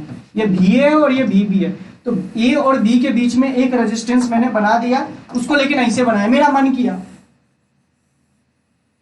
ऐसे बना दिया। अब देखो ना, A और X के बीच में एक रेजिस्टेंस था, A और Y के बीच में एक रेजिस्टेंस था, B और X के बीच में एक रेजिस्टेंस है, और देखो B और Y के बीच में एक रेजिस्टेंस है। अब ध्यान से देखो, X और Y के बीच में एक रेजिस्टेंस है, तो आपको कुछ दिखा होगा, ये असल में एक ब्रिजस्टोन ब्रिज है और उसके साथ एक पैरेलल रेजिस्टेंस हम लोगों ने लगा रखा है। तो देखो जब आप पॉइंट पोटेंशियल टेक्निक का यूज किए तो आपको क्या दिखा कि this circuit is equivalent to this circuit, मतलब एक ब्रिजस्टोन ब्रिज है, बैलेंस ब्रिजस्टोन ब्रिज है और उसके साथ एक पैरेलल कॉम्बिनेशन में लगा हुआ है। मतलब इसको खत्म कर दो तो आपको दिख जाएगा this is R, this is 2R, 2R का R और R का R/2। समझ रहे हो? समझ रहे हो मेरी बात को? तो बैलेंस ब्रिज स्टोन ब्रिज के साथ एक पैरेलल रेजिस्टेंस आर आपने जोड़ दिया। इसको देख के कोई बोल पाएगा कि साला कैसे होगा? ये दिखता है, कैसे दिखता है? ऐसे देखो कि अगर तुम इसको ध्यान से देखोगे तो मैं येलो वाला पार्ट से मार्क कर रहा हूं, येलो वाला पार्ट से मार्क कर रहा हूं, तो आपको दिखेगा this is balance bridge stone bridge, और ये पैरेलल में लगा हुआ है। ये तो आपका ऐसे ही हट जाएगा, देखो ध्यान से, this is balance bridge stone bridge और उसके साथ एक पैरेलल में लगा हुआ है। ठीक है, चलिए अच्छी बात है, लेकिन उससे नहीं हो पाएगा। चलिए उससे नहीं हो पाएगा, उससे नहीं कर पाइएगा, ऐसे भी समझ सकते थे। या दूसरा तरीका क्या था? दूसरा तरीका आपने इसको ऐसे भी कर सकते थे। दूसरे कैसे तरीके से कर सकते थे? दूसरा तरीका से आप ऐसे कर सकते थे, ये ए बी पॉइंट बनाते, आप ए बी पॉइंट के अबाउट इसको फोल्ड कर दीजिए। अब बोलोगे इस पॉइंट का और इस पॉइंट का पोटेंशियल सेम हो गया। फोल्डिंग टेक्निक में क्या करते थे? इस पॉइंट का और इस पॉइंट का पोटेंशियल सेम हो जाता था। तो इसको इस पॉइंट और इस पॉइंट का पोटेंशियल अगर सेम हो गया तो समझो इस रेजिस्टेंस का कोई मतलब नहीं रहा। उसके बाद इसको इस पॉइंट के अबाउट फोल्ड कर दीजिए तो आपका आसानी से भी दिख जाएगा। यानी आप इस क्वेश्चन को फोल्डिंग टेक्निक से भी कर सकते थे। फोल्डिंग टेक्निक से जैसे ही करते, इस वाले रेजिस्टेंस का कोई मतलब इसलिए नहीं रह जाता। फोल्डिंग टेक्निक में क्या होता था कि सिंपल सी बात सोचिए, इस पॉइंट से फोल्ड कराते, फोल्ड तभी कराते जब इन दोनों का पोटेंशियल सेम होता। जब इन दोनों पॉइंट का पोटेंशियल सेम होता तो उसका मतलब इस रेजिस्टेंस का कोई मतलब नहीं। ठीक है, चलिए अच्छी बात है, और अच्छे अच्छे कॉन्सेप्ट हम लोग सीख रहे हैं। ठीक है, चलिए अब अगर हम ध्यान से सोचें तो हमारा पूरा का पूरा आर सर्किट कैसे करके आर इक्विवेलेंट निकालते हैं वो आप लोगों ने बहुत हद तक सीख लिया। अब बहुत हद तक सीख लिया है तो चलिए अब हम लोग आगे बढ़ते हैं। हम लोग इंस्ट्रूमेंटेशन वाले पार्ट पे चलते हैं। सर्किट एनालिसिस के क्वेश्चंस मैं ऑलरेडी कराऊंगा, उसके लिए टेंशन मत लीजिएगा। अब कल से देख लेंगे, क्या इतना रो रहे हो? अब हम लोग बात करते हैं इंस्ट्रूमेंटेशन। इंस्ट्रूमेंटेशन में पहला हमारा होता है गैल्वेनोमीटर। अब गैल्वेनोमीटर क्या होता है? दोबारा पढ़ोगे moving coil galvanometer, magnetic effect of current में। तो अभी ये समझो कि गैल्वेनोमीटर एक डिवाइस होता है, जब उससे करंट पास करती है ना, करंट उसके थ्रू पास करती है तो उसकी कॉइल जो है, उसकी जो निडल है ना, वो इस तरीके से डिफ्लेक्ट करती है। अब गैल्वेनोमीटर के भी दो टाइप होते हैं, एक यूनिडायरेक्शनल, एक बाई डायरेक्शनल।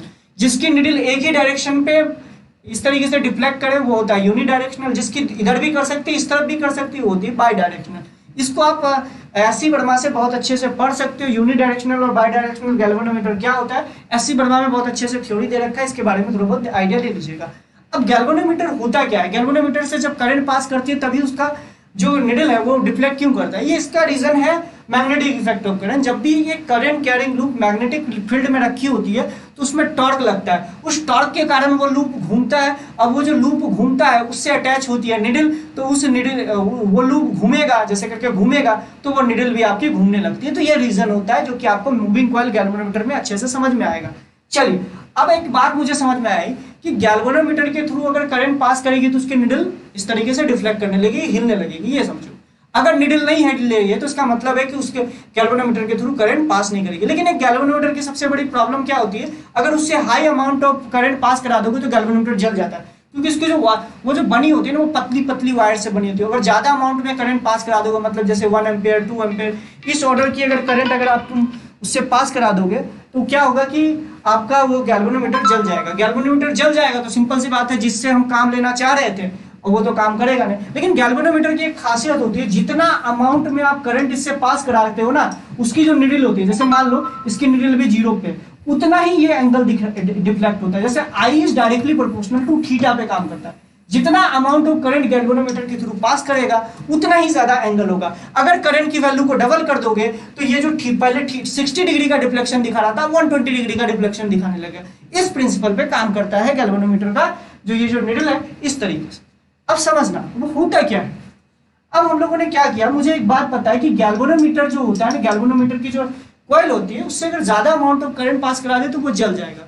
लेकिन गैल्वेनोमीटर से हम स्मॉल अमाउंट में करंट पास कराने पर उसकी निडल तो डिफ्लेक्ट करेगी। जैसे अगर बोलो गैल्वेनोमीटर को हम लोग मिली अमीटर या माइक्रोमीटर भी बोलते हैं, क्योंकि इससे स्मॉल अमाउंट ऑफ करंट की वैल्यू आप मेजर कर सकते हैं।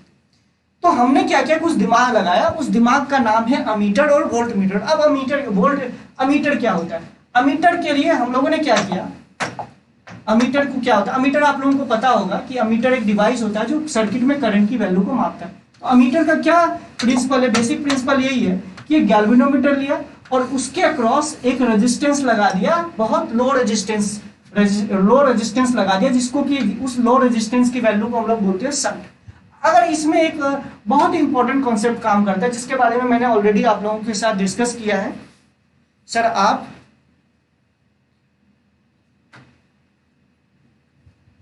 हाँ, तो अब इससे समझिएगा, इससे हम किस तरीके से कर सकते हैं। इससे हम इस तरीके से करते हैं कि अगर हम, आपको मैंने एक कॉन्सेप्ट आप लोगों को बताया था कि करंट अगर जा रही है, उसके पास दो रास्ते, एक में बहुत ज्यादा रेजिस्टेंस है और एक में बहुत कम रेजिस्टेंस है, तो करंट उस वाले पाथ को प्रीफर करेगी जिस वाले पाथ में कम अमाउंट ऑफ में आपका रेजिस्टेंस होगा। तो ये शंट की जो वैल्यू होती है ये लो रेजिस्टेंस होता है। क्या होता है भैया? Low resistance.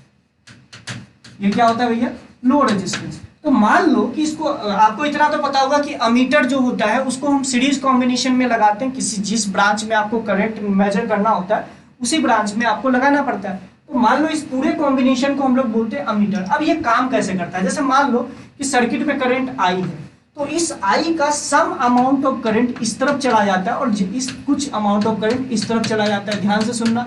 अब अगर तुम ध्यान से देखो तो ज्यादातर करंट इधर से पास कर गई और कम अमाउंट में करंट इससे पास कर गई। क्यों? गैल्वेनोमीटर का रेजिस्टेंस मान लो Rg है और इसका रेजिस्टेंस S है, और ये S की जो रेजिस्टेंस की जो वैल्यू है बहुत कम होती है गैल्वेनोमीटर के कंपेयर में, इसलिए ज्यादातर करंट तो आपने इधर से पास करा दिया और कम अमाउंट ऑफ करंट इससे पास करा दिया। हम जानबूझ के शंट इस तरीके से चूज करते हैं कि आपका ये जो गैल्वेनोमीटर है वो जले ना, क्योंकि देखो इसकी कुछ मैक्सिमम वैल्यू होगी, इस गैल्वेनोमीटर की कुछ मैक्सिमम वैल्यू होगी कि इससे ज्यादा अमाउंट ऑफ करंट पास करेगा तो ये गैल्वेनोमीटर जल जाएगा, वो हमें पता होता है। उसी हिसाब से हम शंट को ये मतलब क्या चूज करते हैं। तो अब एक बात बताओ, ये और गैल्वेनोमीटर पैरेलल कॉम्बिनेशन में, तो सिंपल सी बात है, शंट के अक्रॉस जो पोटेंशियल डिफरेंस होगा गैल्वेनोमीटर के अक्रॉस भी वही पोटेंशियल डिफरेंस होगा। अच्छा, ये Ig क्या है? Current through galvanometer. ये क्या है?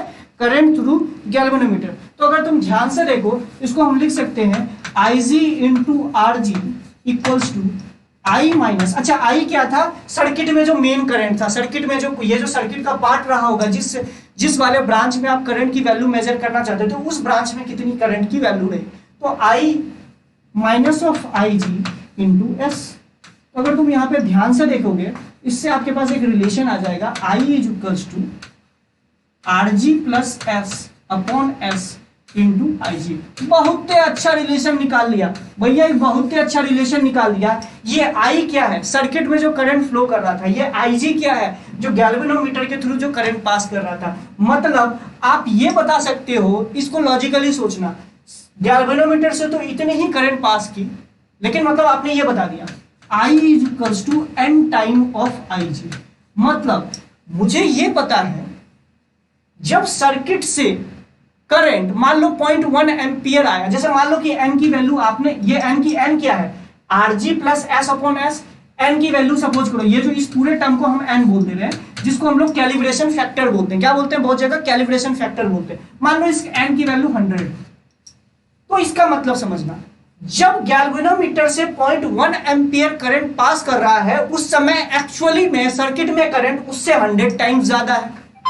मतलब एक बहुत अच्छा रिलेशन मिल गया कि भैया सर्किट में करंट तो इतना था, लेकिन Ig मतलब क्या है? गैल्वेनोमीटर के थ्रू करंट कितना पास की। अब एक बात बताओ, गैल्वेनोमीटर डिफ्लेक्शन तो इसके बेसिस पे दिखाएगा, मतलब कम करंट पास करा के आप ये बता सकते हो कि सर्किट में करंट कितना था। मतलब जहां पे Ig की वैल्यू आएगी, मतलब उस Ig से रिलेटेड, अब आप इसके स्केल को एक तरीके से सोचो, मॉडिफाई कर सकते हो। कैसे मॉडिफाई कर सकते हो? जैसे Ig आपकी आई 0.1 एम्पियर, सपोज करो कि गैल्वेनोमीटर आपका दिखा रहा है 0.1 एम्पियर। गैल्वेनोमीटर जहां पे 0.1 एम्पियर दिखा रहा है, आपको पता है n की वैल्यू, मतलब गैल्वेनोमीटर से 0.1 एम्पियर भले ही करंट पास कर रहा है, लेकिन सर्किट में जो उस वाले ब्रांच में जो करंट है उसका 100 टाइम्स ज्यादा है। तो मतलब जहां 0.1 एम्पियर लिखा हुआ है उसको 100 से मल्टीप्लाई कर दो। मतलब गैल्वेनोमीटर की जितनी भी रीडिंग है सबको 100 से मल्टीप्लाई कर दो, और एक नया आप क्या बोल सकते हो, एक नया इंस्ट्रूमेंट बन गया जिसको हम लोग बोलते हैं अमीटर। आई होप आपको समझ में आया होगा कि किस तरीके से अमीटर बनाया जाता है, पूरा का पूरा मैकेनिज्म बता दिया अमीटर असल में बनाया कैसे जाता है। तो ये बताओ कि समझ में आया कि अमीटर कैसे बनता है।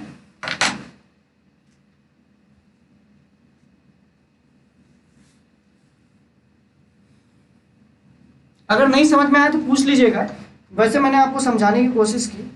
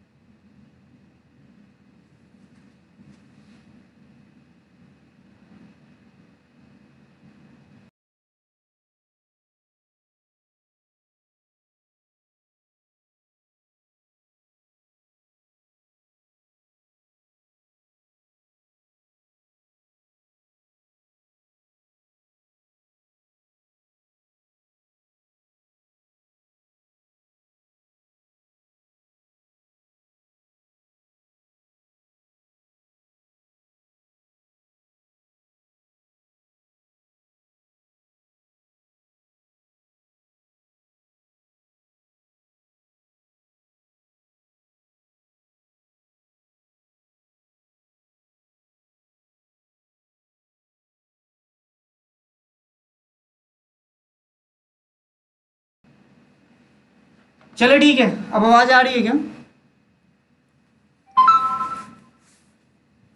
चलिए ठीक है, ये गैल्वेनोमीटर होता है, ये अमीटर होता है। अमीटर का बस एक ही फॉर्मूला आप याद रख सकते हो। अमीटर में क्या होता है, गैल्वेनोमीटर के अक्रॉस एक आप ये मान के चलिए एक लो रेजिस्टेंस की एक वायर आप लगाते हो गैल्वेनोमीटर के अक्रॉस, ठीक है। आई की वैल्यू होती है आरजी क्या होता है, resistance of galvanometer plus of S upon S into I G. तो यहां से आप बोल सकते हो आई जी क्या है। अच्छा एक बात समझना, यहाँ पे एक बहुत अच्छी बात बता रहा हूं। अब कई बार क्या होता है क्वेश्चंस में बोल देता है full scale deflection. Full scale deflection का क्या मतलब होता है, जब आपका ये समझना, फुल स्केल डिफ्लेक्शन या रेंज ऑफ जैसे मान लो कि गैल्वेनोमीटर का रेंज आपको अमीटर का रेंज दे दिया कि 0 से 10 एम्पियर, मतलब है कि 0 से 10 एम्पियर का मतलब है कि मान लो ये गैल्वेनोमीटर की इस तरीके से आपकी निडल है। मान लो पहले आपकी निडल 0 पे थी। फुल स्केल डिफ्लेक्शन का मतलब है ये वाली निडल पूरी तरीके से यहाँ पहुंच जाए, ये होता है फुल स्केल डिफ्लेक्शन। और रेंज का मतलब क्या है, यहाँ 0 है, ये 10, तो मतलब अगर रेंज ऑफ गैल्वेनोमीटर दिया हुआ है तो इसका मतलब है कि इसका फुल स्केल डिफ्लेक्शन 10 है। ये बात भी आप समझ सकते हो, समझ रहे हो मेरी बात को? ये छोटी छोटी बातें हो गई, आप लोग याद रख सकते हो। इसके क्वेश्चन अभी नहीं कराऊंगा, लेकिन आपको इतना समझ में आना चाहिए। अच्छा ये वाला कॉन्सेप्ट भी आप याद रख सकते हो, इसके across potential difference should be equals to इसके अक्रॉस पोटेंशियल डिफरेंस, जो मैंने आपको बताया, बहुत इंपॉर्टेंट है, कई जगह आपको याद रहता है। एस क्या है, लो रेजिस्टेंस वैल्यू की जो वायर लगाया उसका रेजिस्टेंस क्या है, आरजी क्या है आपका इससे, ठीक है। चलिए अब वोल्ट मीटर की बात करते हैं। वोल्ट मीटर एक्चुअली में होता है क्या, वोल्ट मीटर में क्या होता है, वोल्ट मीटर को आप पैरेलल कॉम्बिनेशन में लगाते हो। किसी के अक्रॉस अगर आपको पोटेंशियल डिफरेंस पता करना है तो उसको पैरेलल कॉम्बिनेशन में लगाते हो। पर इसमें क्या करते हैं, सिंपल सी बात है, गैल्वेनोमीटर से ही वोल्ट मीटर को बनाया जाता है। वोल्ट मीटर क्या होता है, इसके अक्रॉस जो पोटेंशियल डिफरेंस आता है ये इसी की वैल्यू को मेजर करता है। तो ध्यान से देखिएगा क्या होता है वोल्ट मीटर बनाने का तरीका, एक गैल्वेनोमीटर लेते हैं और एक हाई वैल्यू ऑफ रेजिस्टेंस लगाते हैं। मान लेते हैं हाई वैल्यू ऑफ रेजिस्टेंस लगा दिया। अब इस गैल्वेनोमीटर की रेजिस्टेंस तो एक बात बताओ आरजी थी। अब मान लो गैल्वेनोमीटर को हम लोग इस पूरे सेटअप को हम लोग बोलते हैं वोल्ट मीटर, इस पूरे सेटअप को हम लोग बोलते हैं वोल्ट मीटर। मतलब गैल्वेनोमीटर के साथ एक हाई वैल्यू ऑफ रेजिस्टेंस को हम लोगों ने लगा दिया। क्या है ये, हाई वैल्यू ऑफ रेजिस्टेंस। अब बताओ वोल्ट मीटर को हम लोग पैरेलल कॉम्बिनेशन में लगाते हैं। जैसे मान लो कि ये आपका ब्रांच था, एक सर्किट एक ब्रांच था, ये R1, इसके आप पैरेलल कॉम्बिनेशन में आप इसको लगाते हो। तो एक बात बताओ, इसके अक्रॉस जो पोटेंशियल डिफरेंस आएगा वो इसके अक्रॉस भी वही आएगा, अगर तुम ध्यान से देखो, क्योंकि अगर पैरेलल कॉम्बिनेशन में लगा रहे हो तो वोल्ट मीटर के अक्रॉस जो पोटेंशियल डिफरेंस आएगा इसके अक्रॉस भी वही आएगा। तो बताइए वोल्ट मीटर के अक्रॉस पोटेंशियल डिफरेंस कितना आएगा, ध्यान से देखो। इसके अक्रॉस जो अगर मान लो करंट अगर यहाँ पे आई है तो सिंपल सी बात है यहाँ आई माइनस ऑफ आई जी जाएगी, और आई करंट किसके थ्रू जाएगी, गैल्वेनोमीटर के थ्रू। मतलब ये समझो ना कि आपने इसको पैरेलल कॉम्बिनेशन में तो लगाया किसी एक ब्रांच में, किसी एक सर्किट के एक ब्रांच में पैरेलल कॉम्बिनेशन में लगाया, तो सर्किट में मान लो करंट आई थी, तो ये आई माइनस आई जी तो इस वाले मतलब रेजिस्टेंस के थ्रू करंट चली गई, और आई जी करंट इधर से चली गई। तो बताइए इसके अक्रॉस पोटेंशियल डिफरेंस कितना हो जाएगा, मुझे लगता है इसके अक्रॉस जो पोटेंशियल डिफरेंस होगा वो हो जाएगा I G into R plus R G. तो ध्यान से देखिए इसके अक्रॉस करंट, आप इसके अक्रॉस आपको पोटेंशियल डिफरेंस पता चल जाएगा। अच्छा एक बात बताओ, आईजी के हिसाब से हमारा वोल्ट मीटर डिजाइन होता है, जितना करंट पास, सॉरी आईजी के हिसाब से हमारा गैल्वेनोमीटर डिजाइन होता है। अगर IG के हिसाब से हमारा गैल्वेनोमीटर डिजाइन होता है तो इस केस में भी देख लो V is equals to N1 times of IG, क्योंकि IG के हिसाब से हमारा गैल्वेनोमीटर डिजाइन होता है। मतलब N1 से मल्टीप्लाई कर दो IG में तो आपको ये बता देगा कि इस गैल्वेनोमीटर के अक्रॉस पोटेंशियल डिफरेंस कितना आया। मतलब ये पुराना वाला ही कॉन्सेप्ट है भाई। अगर आपका गैल्वेनोमीटर डिफ्लेक्शन दिखा रहा है 0.1, ध्यान से सुनना, 0.1 एम्पियर का, और N1 की वैल्यू आ गई है मान लो 10, तो ध्यान से देखो कि इसको 10 से मल्टीप्लाई कर दोगे तो उतना वोल्ट, N1 असल में क्या है, रेजिस्टेंस ही तो है भैया, रेजिस्टेंस ही तो है, तो N1 असल में रेजिस्टेंस, उतना से मल्टीप्लाई कर दो तो वो आपको बता देगा इसके अक्रॉस पोटेंशियल डिफरेंस कितना है। तो मतलब कुल मिला के आप इनडायरेक्ट मैनर में ये बता सकते हो कि इसके अक्रॉस पोटेंशियल डिफरेंस कितना है। ठीक है, आई होप वोल्ट मीटर भी आपको समझ में आ गया होगा। तो ये वोल्ट मीटर का फॉर्मूला हो गया, अगर आप चाहें तो इसको नोट कर सकते हैं।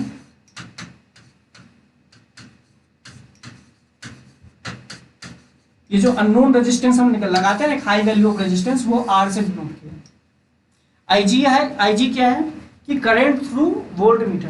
तो एक बात बताइए, क्या आपको वोल्ट मीटर समझ में आया? इससे रिलेटेड क्वेश्चंस भी देख लेंगे, कोई दिक्कत नहीं है। ठीक है, ये बताइए वोल्ट मीटर आपको समझ में आया या नहीं आया?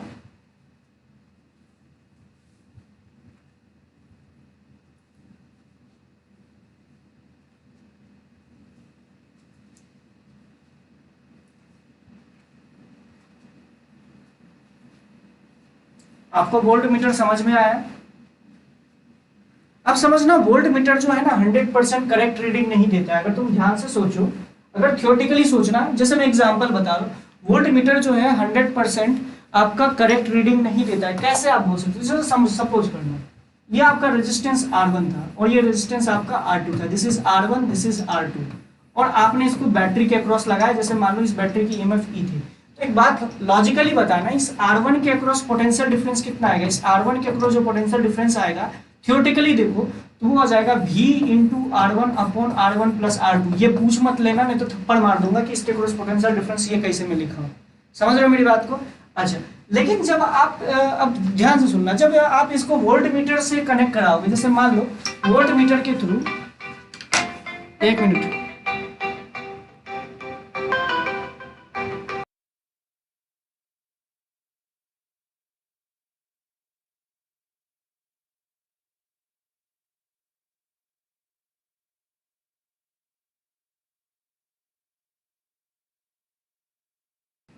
अब देखना, समझना मेरी बात को। अब अगर ध्यान से समझना, अब मैं इसी के अक्रॉस वोल्ट मीटर लगा दूं,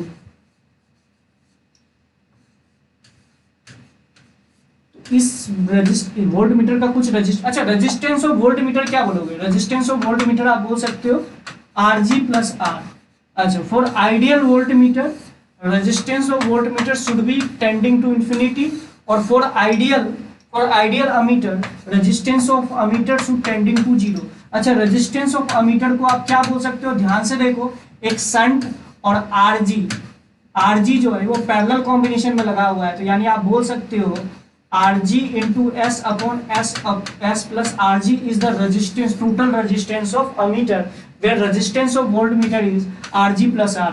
तो फॉर आइडियल वोल्ट मीटर का मतलब होता है वोल्ट मीटर का रेजिस्टेंस इंफिनिटी की तरफ टेंड करना चाहिए, और ये आइडियल अमीटर का एक ये है, आप ये समझो कि मतलब कि कंडीशन है कि जितना ज्यादा कम अमीटर का रेजिस्टेंस होगा उतना ज्यादा वो आइडियल होगा, जितना ज्यादा रेजिस्टेंस वोल्ट मीटर का होगा वो उतना ज्यादा आइडियल होगा। ठीक है, तो ये छोटी छोटी पॉइंट्स मैंने आपको बता दिया।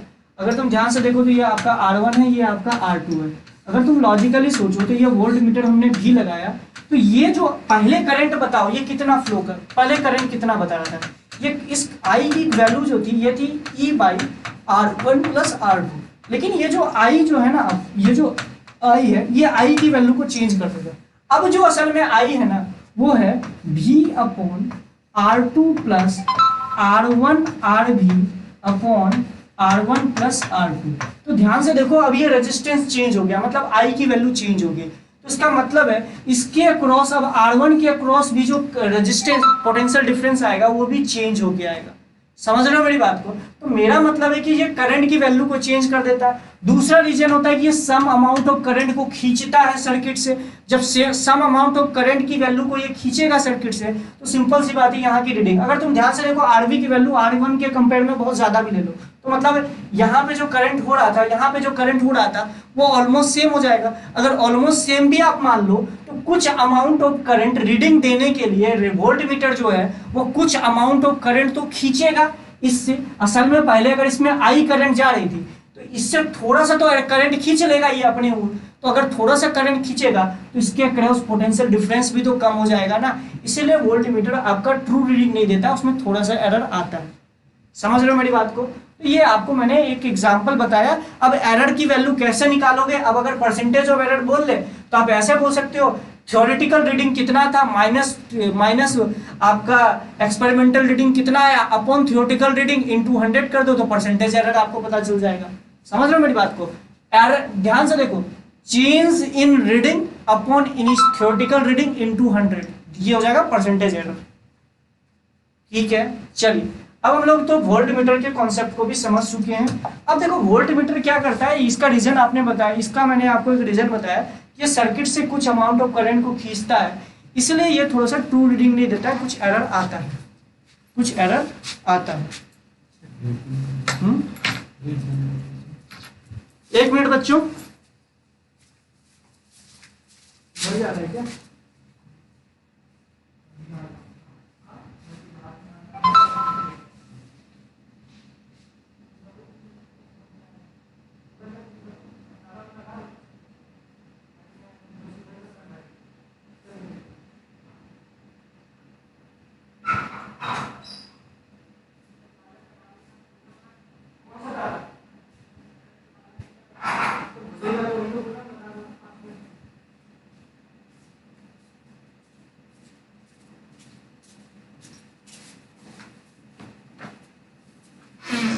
चलिए ठीक है, अब हम लोग बात करते हैं पोटेंशियोमीटर। पोटेंशियोमीटर एक अच्छा इंस्ट्रूमेंट है। पोटेंशियोमीटर बहुत सारे काम में आता है। अगर किसी दो ईएमएफ की वैल्यू को कंपेयर करना है तो उसमें काम में आता है। अगर आपको मतलब कि किसी बैटरी का इंटरनल रेजिस्टेंस फाइंड आउट करना है, ठीक है, उसमें काम में आता है। इसके अलावा आप किसी रेजिस्टेंस के cross potential difference, accurate potential difference आपको निकालना है, तो उसमें भी आपका पोटेंशियोमीटर काम आता है। तो पोटेंशियोमीटर को समझने के लिए पोटेंशियोमीटर में दो सर्किट होते हैं, एक तो प्राइमरी सर्किट, पोटेंशियोमीटर इटसेल्फ जो होता है वो प्राइमरी सर्किट होता है। प्राइमरी सर्किट क्या होता है, ध्यान से समझिएगा। पोटेंशियोमीटर एक समझो कि एक ये समझो कि स्टैंडर्ड वायर होती है जिसका कि लेंथ और ये बोल लो कि जिसका क्रॉस सेक्शन एरिया हर जगह यूनिफॉर्म होता है। उसको हम लोग क्या करते हैं, उसको हम लोग करते हैं एक बैटरी और एक रियोस्टेट होता है आपका, जिससे कि आप रेजिस्टेंस की वैल्यू को वैरी करवा सकते हो। ये जो रियोस्टेट है इसको मैं थोड़ा सा अच्छे से बनाता हूँ।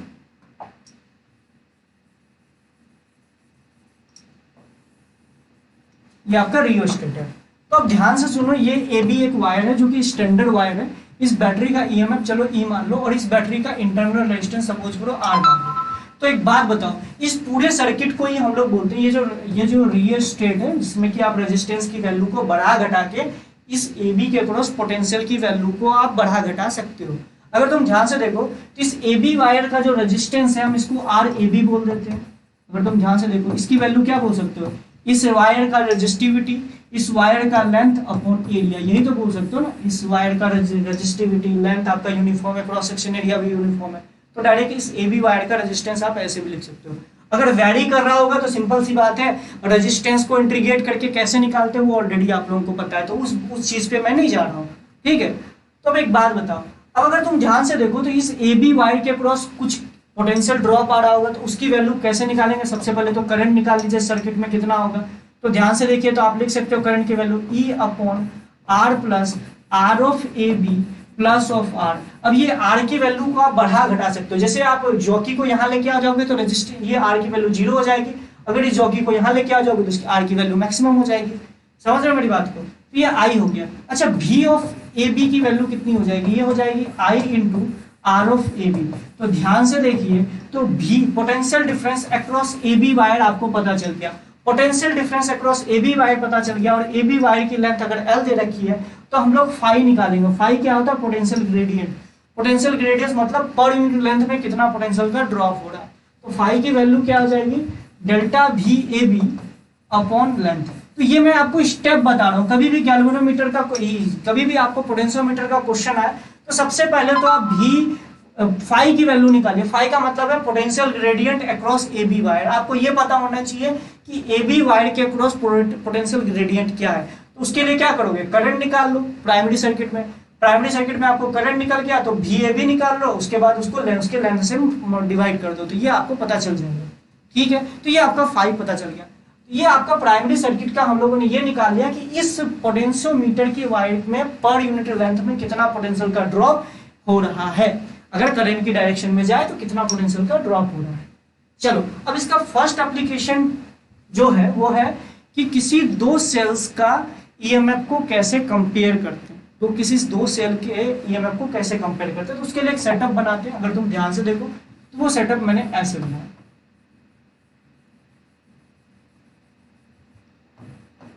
तो पहला एप्लीकेशन की हम लोग बात कर रहे हैं किसकी? पोटेंशियोमीटर का। तो उसके लिए हम लोग क्या करते हैं, ध्यान से देखो। पहला तरीका तो ये है,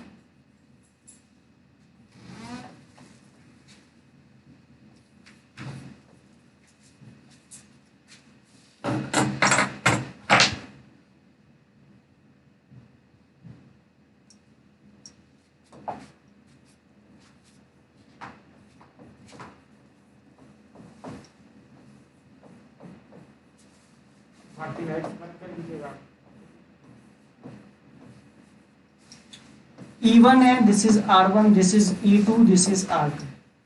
अब एक बात समझना कि कनेक्शन इज इंपॉर्टेंट। कनेक्शन जो है वो भी इंपॉर्टेंट है। अगर आपने ये वाला जो पॉजिटिव, ये देखो, अगर तुम ध्यान से देखो, ये पोटेंशियो वायर का पॉजिटिव टर्मिनल है और ये इस बैटरी का पॉजिटिव टर्मिनल है या हायर टर्मिनल है, और ये भी हायर टर्मिनल है। अगर आपने हायर टर्मिनल को हायर टर्मिनल से कनेक्ट नहीं कराया तो दिस इज अ एरर, आपने कोई गलती कर रहे हो। अगर आपने इस बैटरी को उल्टा लगाया हो, मतलब ये जो बैटरी है इसका ये लोअर टर्मिनल है, आपने इसको इधर लगा दिया होता तो मतलब आपकी कभी भी आप इसको मेजर कर ही नहीं सकते। तो अब होता क्या, ध्यान से समझना। अब मान लो कि ये S1 स्विच को और ये S2 स्विच है। S1 स्विच को मैंने क्लोज किया, मतलब कि ये ओपन है, तो मतलब आपका यही वाला काम कर रहा है। तो एक बात बताओ, आपको मतलब कि ये रीडिंग दिखा, मतलब ये जॉकी को हम लोग इसमें स्लाइड कराते हैं। जॉकी को किस तरीके से स्लाइड कराते हैं? पहले हम ये मान लो ए बी वायर है, तो पहले ए पे टच करवाएंगे।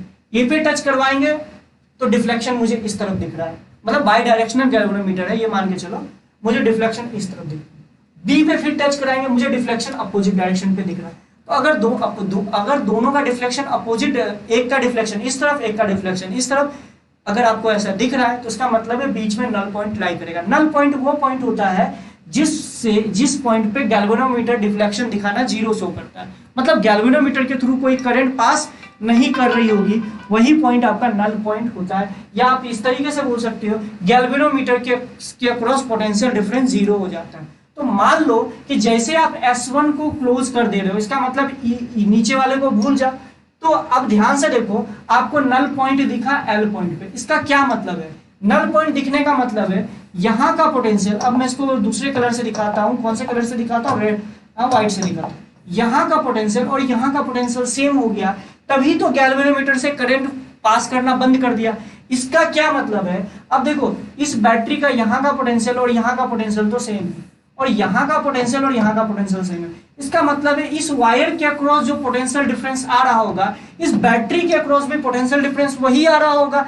तो इसका मतलब है इसके अक्रॉस, इस ए बी वायर का ये वाला छोटा सा जो सेक्शन है, इसके अक्रॉस कितना पोटेंशियल डिफरेंस आ रहा होगा?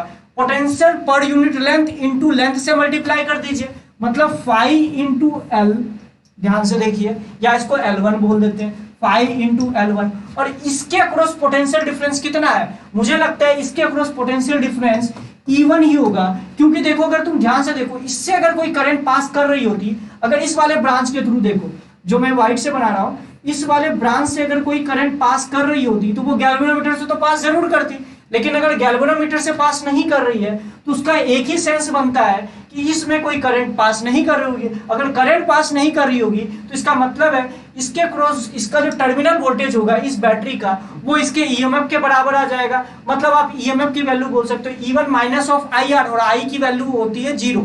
तो ध्यान से देखिए फाई इंटू L1 की वैल्यू E1 के बराबर हो जाएगी। मतलब गैल्वेनो इस पोटेंशियोमीटर की हेल्प से आप इसी तरीके से आप ये बता सकते हो कि इसके अक्रॉस पोटेंशियल डिफरेंस कितना है या ईएमएफ की वैल्यू कितना है। इसी तरीके से S1 को ओपन कर दीजिए, S2 को क्लोज कर दीजिए, तो ऊपर वाले का कोई काम नहीं है, नीचे वाले का काम हो जाएगा। और मान लीजिए नल पॉइंट आपका L2 डिस्टेंस पे आ गया तो phi into L2 should be equals to E2 के बराबर कर दीजिए। मतलब आप ईएमएफ को कंपेयर कर सकते हो, यानी आप इन दोनों को रेशियो ले लीजिए तो E1 बाई E2 की वैल्यू आपको आ जाएगी L1 बाई L2। मतलब ईएमएफ को आप कंपेयर कर सकते हो। ध्यान से देखिए लेंथ के बेसिस पे, फाई नहीं भी कैलकुलेट किया उसके बेसिस पे आप बता सकते हो E1 और E2 क्या होगा। तो ये बात आपको समझ में आई कि ईएमएफ को कैसे हम लोग कंपेयर करते हैं क्या किसके पोटेंशियोमीटर की हेल्प से।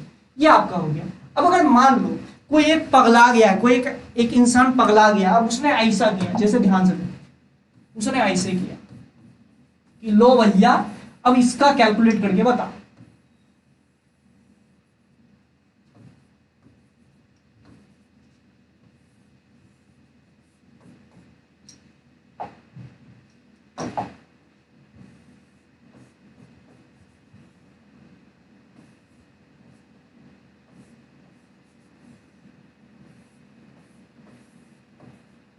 और इसको नल पॉइंट मिला कुछ L, तो बताओ ये किसकी रीडिंग दे रहा होगा। अगर इसने ऐसे कनेक्ट करा दिया, ये मान लो E1 है, ये R1 है, this is E2, this is R2, तो बताइए ये किसकी ये जो रीडिंग बता दे रहा है मुझे नल पॉइंट यहाँ पे मिल गया L डिस्टेंस पे, ये एक्चुअली में जो L डिस्टेंस है ये किसके बारे में बता रहा होगा।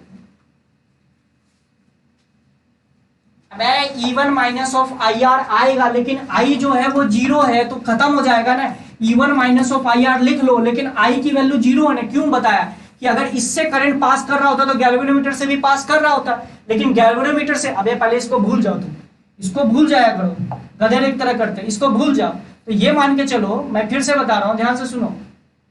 अब ये बताओ कि अगर एक ही ईएमएफ और एक बैटरी लग रही है, ध्यान से सुनिए, और यहाँ पे गैल्वेनोमीटर है, ठीक है, ऐसे करके अगर इसके अक्रॉस पोटेंशियल, इसके यहाँ का पोटेंशियल और यहाँ का पोटेंशियल सेम हो गया और इस गैल्वेनोमीटर से कोई करंट पास नहीं की है, तो इसका मतलब है इस वाले ब्रांच में भी तो करंट की वैल्यू 0 हो चुकी है ना। अगर इस वाले ब्रांच में भी करंट की वैल्यू 0 हो चुकी है तो इसके अक्रॉस जो टर्मिनल वोल्टेज होगा वो इसके ईएमएफ के बराबर ही तो होगा। चलिए तो बताइए ये जो L लेंथ है ये असल में किस किस पोटेंशियल को बता रहा होगा। E1 को बता रहा होगा, E2 को बता रहा होगा, या कुछ और चीज को बता रहा होगा।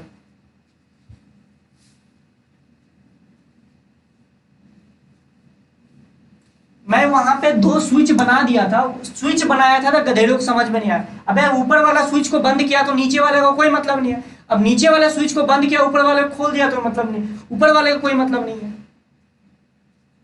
तो ये क्या बताएगा, नेट पोटेंशियल डिफरेंस। अब देखो ध्यान से समझना, इसको ऐसे समझ सकते हैं, अगर नल पॉइंट मिल गया इसका मतलब है गैल्वेनोमीटर से कोई करंट पास नहीं कर रहा है। नल पॉइंट का बस बेसिक सा मतलब होता है गैल्वेनोमीटर से होके कोई करंट पास नहीं कर रही। इसका बस एक ही मतलब है कि यहाँ का पोटेंशियल और यहाँ का पोटेंशियल सेम हो गया। मतलब अगर तुम ध्यान से देखो तो यहाँ का पोटेंशियल अगर V1 मानो तो यहाँ का पोटेंशियल भी V1 है। अच्छा, यहाँ का पोटेंशियल और यहाँ का पोटेंशियल तो सेम है, इसका मतलब इस पोटेंशियल को बता रहा होगा।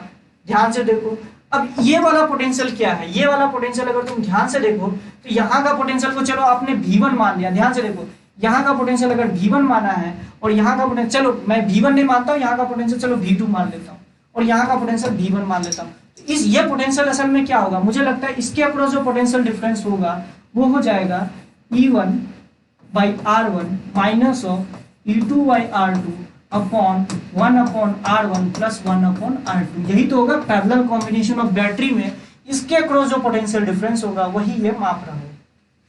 माइनस क्यों लगाया, क्योंकि आपने इसको उल्टा लगाया है, इसका पॉजिटिव टर्मिनल इसके नेगेटिव टर्मिनल से कनेक्टेड है। समझ रहे हो मेरी बात को। तो मतलब V1 माइनस V2 की वैल्यू ही ये असल में बता रहा होगा। इसको मैंने V2 मान लिया और इसको मैंने V1 मान लिया, तो V1 माइनस V2 यहाँ पे ये है और यहाँ पे ये है। और पैरेलल में तो लगा है लेकिन उल्टा कनेक्टेड, इसलिए बीच में माइनस आया, ये ऑलरेडी मैं बता चुका हूं। समझ में आया? तो ये मैंने आपको बता दिया। अगर ये सेम कनेक्टेड होता, अगर सेम डायरेक्शन में कनेक्टेड होता, मतलब ये ऐसे कनेक्टेड होता, मेरा बोलने का मतलब ये है कि ये अगर ऐसे कनेक्टेड होता, ध्यान से देखो, ऐसे कनेक्टेड होता तो यहाँ पे प्लस आ गया होता बेटा। समझ रहे हो? चलिए, अच्छी बात है, ये आपको समझना है। पहला तरीका तो मैंने आपको बता दिया कि आप इसके हेल्प से आप क्या बता सकते हो, रेजिस्टेंस के अक्रॉस पोटेंशियल डिफरेंस कितना। अब रेजिस्टेंस के अक्रॉस पोटेंशियल डिफरेंस कितना है, अब ये प्राइमरी सर्किट है, सेकेंडरी सर्किट में कोई एक सर्किट होगा जिसके अक्रॉस आप पोटेंशियल डिफरेंस निकाल सकते हो। समझ रहे हो मेरी बात को? अच्छा, दूसरा क्या है, इंटरनल रेजिस्टेंस कैसे फाइंड आउट करते हैं, इसकी वैल्यू हम लोग पता कर सकते हैं। इंटरनल रेजिस्टेंस की वैल्यू कैसे फाइंड आउट करते हैं, उसके लिए एक सेटअप है, ध्यान से सुनना। उसके लिए सेटअप कैसा है, अब इंटरनल रेजिस्टेंस की वैल्यू कैसे फाइंड आउट करें, इसके लिए एक पूरा का पूरा सेटअप बनाते हैं हम लोग। ध्यान से देखो, this is R, this is capital R variable resistance, this is E. अब मान लो कि हम लोगों ने क्या किया, एक ईएमएफ है ई और इसका इंटरनल रेजिस्टेंस ई है। हम लोग इसके क्या करते हैं, पैरेलल में एक रेजिस्टेंस लगाते हैं और एक स्विच लगा देते हैं और अब इसको गैल्वेनोमीटर के थ्रू कनेक्ट कराते हैं। अब सुनना मेरी बात को ध्यान से, तो आप यहाँ पे स्विच, एक स्विच ऊपर लगाया, एक स्विच नीचे लगाया, इसको S1 स्विच बोले, इसको S2 स्विच बोले, ठीक है। पहले हम S1 स्विच को क्लोज किए, S1 क्लोज्ड किए और S2 ओपन है। तो एक बात बताओ, और मुझे नल पॉइंट मिला, सुनना मेरी बात को, मुझे नल पॉइंट मिला L1, ध्यान से सुनना, और वी फाइंड